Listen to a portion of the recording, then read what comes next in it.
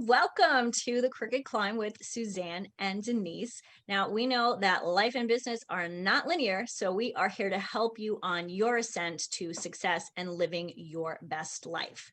And today we're going to talk about how you can do that, how you can have it all, have that happy life and successful business that you really have been working towards while enjoying the things that you love to do. Less stress, more energy, and truly enjoying every minute of every day. So I'm Denise Stiegel. I'm the CEO and curator of a Living Healthy List. This is And my I'm friend Suzanne. I'm Suzanne Taylor King, and I am the founder of the Taylor Consulting Agency. Welcome, welcome. So excited to Um, have you guys here today. yeah, I just want to give a little disclaimer today. We're going to be really diving into food today and talking about how it's going to help your mindset and your business move forward. And I want to just say that Denise and I are not doctors or dietitians, though both of us have a background in education and experience in nutrition and personal training and health and wellness coaching. The information that we're going to discuss is for educational and informational purposes only, and solely as a tool to help you for your own use. If you have a health challenge, please seek the guidance of a medical professional. All right, I and I feel guess like we I'm have going to, like one of those cards, one of those commercials, like yes. disclaimer, disclaimer, disclaimer. Yeah, and I think one of the first things we want to talk about is, are you mad or sad about your health? And one of the things that's so common here in the United States, especially, is the sad or mad diet, standard American diet, or the modern American diet. And I want to just drop this little tidbit on you guys that our diets have changed more in the last 100 years than they did in the 10,000 years prior. So just let that absorb for just a second and realize how much different what is on our plates as what was on our grandparents and great grandparents' plates. We are One of the heavier. things That's true. One of the things that I Yeah. think that's really important, sorry, I've cut you off there. One of the No, go things I think ahead. is really important here is, once you think about that, like why is that? What is it? We live in such a Mhm. food toxic environment that I think we have lost the real idea of what food is and what real food is. And that's really what we want to talk to you guys about today is that real food and why that's important. Yeah, and I back to the, heavier and being more unhealthy on more prescriptions than our parents and our grandparents' generations. Sickness, chronic disease, diabetes are at an all-time high here in this country. And the sedentary lifestyle, I want to just totally go off on that for a second. That so many people exercise every day and they think, well, I'm exercising for 30 minutes or even 60 minutes every day. So I don't live a sedentary lifestyle, but they're literally spending all of the other hours sitting hunched over a computer or in front of the TV. So really, you are living a sedentary lifestyle. An Mhm. active lifestyle is more than just your exercise time. And I really want to drive that home today. And what Mhm. did that mean to you, Denise, when you actually understood that, yeah, I'm exercising every day, but I'm sitting the rest of the time? Well, interestingly, I had a conversation when I was back in college, so just a couple of years ago, Yeah. with with one of my guidance counselors, and the conversation was about how active we were. But what the real challenge was, we thought we were active. No, we weren't. We were busy. Mm, So that was the first time I had to really change my mindset. Like, what does being active actually mean? And what does busy mean? And I think Yeah. that's a big part of what's kind of happened to most of our lives. We do live sedentary lifestyles. Most of us are sitting in front of a computer 5, 6, 7, 8 hours, sometimes more Hmm. of the day. So for me to really understand that again, when you're in college, it's one thing, but when you're actually physically working and doing a job that where you have expectations, you think you have to sit and do the things that you're supposed to do. So I'm an active exercise person. I work out, 6 days a week. And sometimes when the weather's nice, not -2 or 4, whatever it is outside, I actually then on top of that get to walk outside, because I think we think exercise is it, that's all we're supposed to do, but the rest of the day kind of doesn't matter, Well, that's and it that's does. one of the things that really, when I started really diving into this whole topic of exercise versus active lifestyle. It was about 2.5, 3 years ago, and I had always exercised. I had always worked out, and I realized my phone.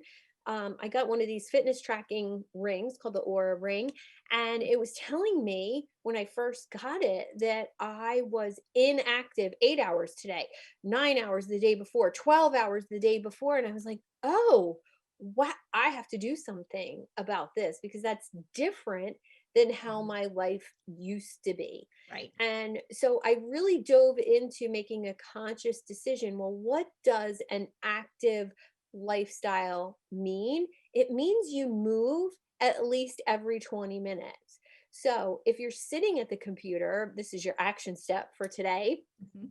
If you're sitting at the computer right now listening to us, or you're sitting on the sofa listening to us, stand up and set a timer on your phone for every 15 or 20 minutes throughout your working day, Mhm. and just stand up for 1 minute and do squats or lunges or do plank, move around, just get that circulation moving once every 20 minutes. So 3 times an hour, you're actually activating your leg muscles, your back muscles in that different way. That really constitutes and more active Mhm. lifestyle. Do you remember there was a commercial a handful of years ago, and it was an older man kind of sitting in a waiting room, and he started listening to music and he started tapping his feet, and all of a sudden he was dancing around. And what that was about was it wanted you to get up like just 10 minutes at a time, Mhm. to start moving around and get your energy flowing. And if all that it takes is 10 minutes, a couple of times, an hour, or even if it's once an hour, that really increases the amount that you're moving, the amount of blood flow. It actually makes you feel better too. Well, yeah, let's add it up, right? So if you get up every 20 minutes during an 8-hour workday, Mhm. and you just do something for 1 minute, that's 3 minutes. That's 3 times 8, right? Now you're going to test my math, right? And so that's actually a full workout Mhm. time slot.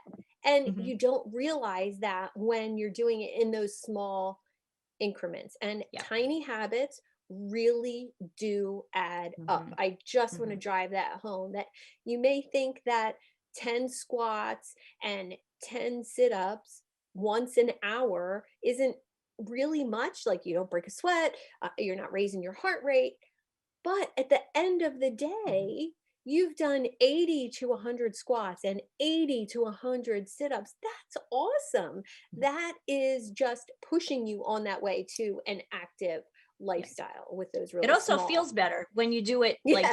split up like that than if you try to do 80 squats in a row. That doesn't feel good. I want to go back to something that's real that you touched on earlier, and that's about how heavier we are. We're getting sicker. We're dying younger. And one of the things that I think is really, really important is, as adults, as the parents, as the in my case, I'm an aunt and a stepmom. I What I do, my niece and my nephew, my stepdaughter are watching. So it's so important to understand that nowadays kids are getting heavier younger, they're getting illnesses, stuff like diabetes, type 2 diabetes, kidney failure, and certain cancers that people are getting much, much younger, like in their 40s and in their 50s instead of in their late 60s and 70s. Mm, And there's a couple of things that that I think is really important. There is an article, and it's an older article, but it actually says that kids are expected to live shorter lives than their parents, and this is the first generation that's the case for, because in the past, like, each generation lives a little longer and a little better, but our kids are not necessarily going to live that long because of the sad diet and the mad diet. That said, there is some good news.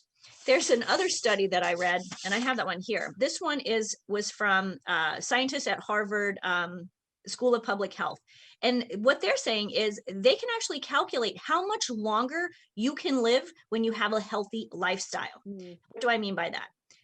Eat a good diet, exercise, move more, maintain a healthy body weight, don't smoke, and don't drink too much alcohol, even if it is good red wine. Yeah.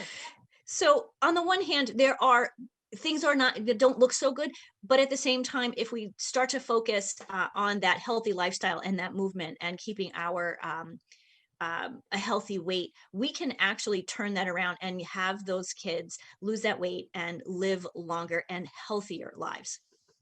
Well, and there's, there's a couple tiny little habits that would really make a difference. I love tiny actionable things. I love how do I do this? And how do you get your kids to, so-called eat healthier, Mhm. right? Don't let them drink sugar. And if you do that one thing, not letting them drink sugar. That means no soda and no fruit juice. And if you Mhm. do that one thing, you've made a huge difference Mhm. for your child. Forming those habits early. We don't drink juice really in this house. We drink water, maybe milk, and a soda is for a special, Mhm. special like occasion. We don't keep it in the house, mainly because it used to be my kryptonite. That was one of my bad habits that I had to let Mhm. go of. And if I keep it here, Yeah, it's just a temptation for me to have I it. agree. So, I agree. you know, I think if we can set that example, Mhm. um, for the people around us, people in our household, the kids in our lives, I think Mhm. that is off to a great start. Denise, Absolutely, I'd absolutely. I'd love for you to dive into. We talked a lot when we were preparing for this show about food rules. And not having too many of those rules because there's so many diets out there. There's so many nutrition plans out there, keto this, low fat this, high fat this, whatever, right? Eat real food, not too much, not too late at night. Like, Mhm. that's really all you need to know. And you can thank, I think it's Dr. Hyman for those food rules, from the book Food Fix. Mhm. And, eat real food, Yep. not Also, too much. Michael Pollan from, Yes, yes. he's the one who's eat real food, mostly plants, not a lot, and I think you're right. I'm not sure who added the not too late Not too piece, late. Not but too that's late. also a really important thing. So one of the things I talk about all the time is eat real food, because everybody wants to know what is the right way to eat, what is the Mhm. right diet, and there really isn't the right diet or the best diet. It's actually the right diet or the best diet for you. And no matter what you choose, you really have to go back to and I'm going to go back to this word again, Mhm. fundamentals. Last time we talked a lot about the fundamentals, and 100%, no matter what diet plan, way of eating you choose, it has to focus on eating real food. Why is that? When you eat real food, you're actually giving your body the nutrition it needs. Oh, that's novel.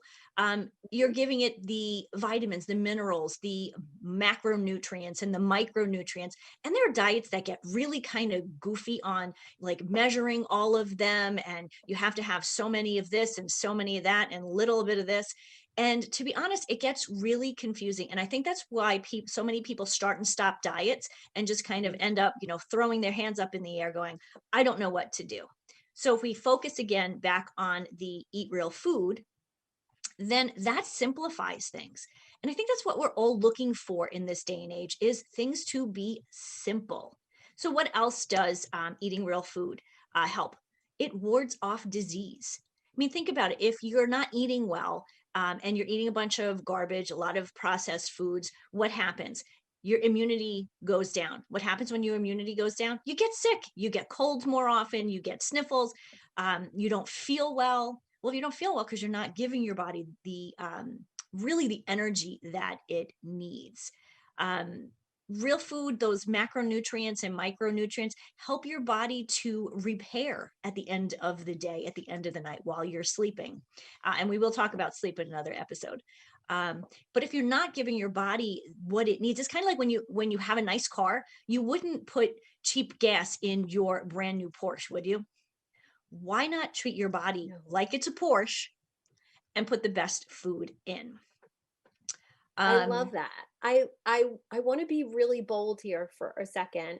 And we didn't plan on saying this, but I feel really called to just be bold and say real food. In case you're wondering what real food is the ingredients. So when you're eating real food, typically it doesn't come in a box or a mhm, package. Could it come frozen? Absolutely, but read your ingredients, mhm, and if you buy a bag of peas, the ingredient should be peas, nothing mhm. else. That's how you know you're having real food. And if you don't trust labels, like me, always the skeptic, just buy fresh food. And Mhm. I love going to the grocery store more often. And I know it's a chore, right? It's something else on your to-do list. But by going twice a week, I get fresh berries and fresh Mhm. salad greens, and I'm not tempted to eat those other quick Mhm. items. Right. So, So we know exactly what real food is. So then yeah. let's think about what real food is not. And these are the things that you really should start to eliminate from your diet.